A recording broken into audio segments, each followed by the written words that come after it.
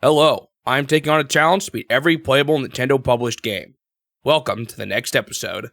The next game is Game & Watch Mickey and Donald. Mickey and Donald was the third game released in the Game & Watch multi-screen series, and it featured the return of Mickey Mouse himself. I guess Disney was pleased with Game & Watch Mickey Mouse, as they once again worked with Nintendo to get their characters on the Game & Watch. This time they brought a few more of their characters too. The obvious addition here is Donald Duck, which probably shouldn't come as a surprise, considering his name is in the title. However, Goofy also makes a big appearance in this one, and he just might be the most memorable part of this game. They ditched the D-pad this time around, and instead, you use an up and down switch to control Mickey, and a left to right switch to control Donald. Up until this point, I was using artwork that would show off the machines as I was playing them. While I do think it is cool to see how the machines looked, the multi-screen requires so much space that the actual screens ended up being pretty small.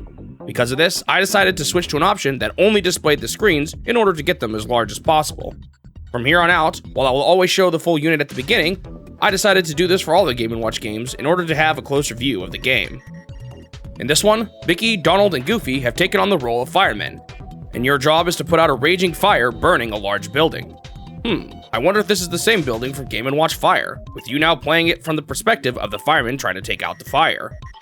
Donald stays on the top screen, and you move him left to right to control where the water comes out of the hose.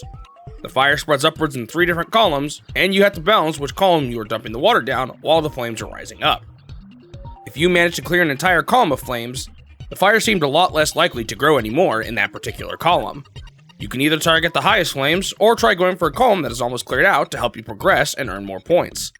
You'll earn points for each flame cleared, and you'll earn a bunch of points once you manage to completely clear out the fire.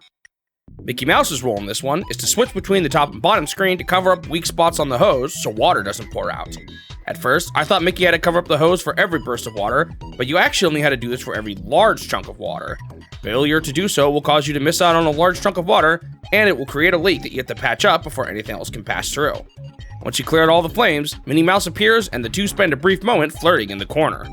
Mickey Mouse has another role in this game, but I didn't realize it until a bit later. Now, you may find it strange that the water comes out of this hose in single drops of water. This is because the pipes have to be manually pumped for some reason, and this is the primary task for Goofy on the bottom screen. He doesn't look like he's given a whole lot of effort into this pumping though, as he sits in the car relaxed and occasionally gives a small pump whenever he feels like it. Come on, Goofy, we're dealing with a burning building here. Don't you think something like this should require a little more effort and attention? My first run went terribly. I wasted a lot of time trying to cover up the patches for the small water when it wasn't even necessary, and I just couldn't seem to keep up with the rate the flames are rising. Every time the flames reach the top, you lose a life and Donald has to jump onto a nearby hook to escape the flames. I got to 44 points, but it just seemed like I was missing something. I decided to look up the manual for this one, and it turns out I was indeed missing a core mechanic.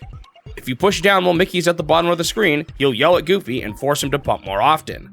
This gives you more water for Donald to work with, although it also increases the amount of times Mickey will need to maintain the patches in the hose. This made a huge difference and was essentially required to stay alive. With all these mechanics to balance, I think this one takes advantage of its multi-screen component quite well. There's multiple different components you need to pay attention to, and you have to manage all of them at once to do well. Due to the controls of Mickey and Donald being on 2 different sides, I could have seen this game as one you could have played with a friend, with one of you controlling Mickey and the other controlling Donald.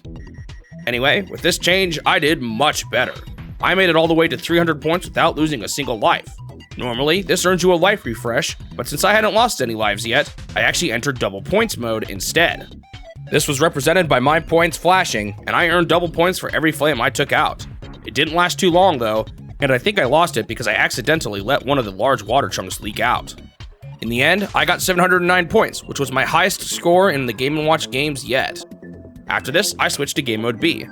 I think the big change here was that the fire grew faster, but I'm not entirely sure if anything else had changed. I did really good in this one too, and I once again got to the double score mode when I reached 300 points. It lasted a bit longer this time, but I lost it when I let the flames reach me at 388 points. I got all the way to 580 points, and with that I had reached my target of 300 points in each game mode, and the game was complete. On to the review. This one was one of my favorite Game & Watch games yet.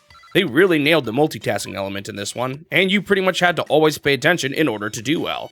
The usage of the licensed characters was better utilized in this one than the first Mickey Mouse, and I found the struggle of Mickey to keep the lazy Goofy working hard to be pretty funny.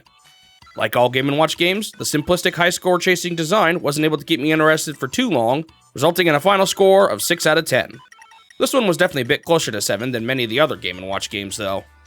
Thanks for watching the video. If you want to see more of these in the future, make sure you subscribe to the channel so that you won't miss out on the next one. Also leave a like if you enjoyed it, since it'll help the channel grow and motivate me to continue this series. I hope I will see you in the next step of my quest to beat every Nintendo game.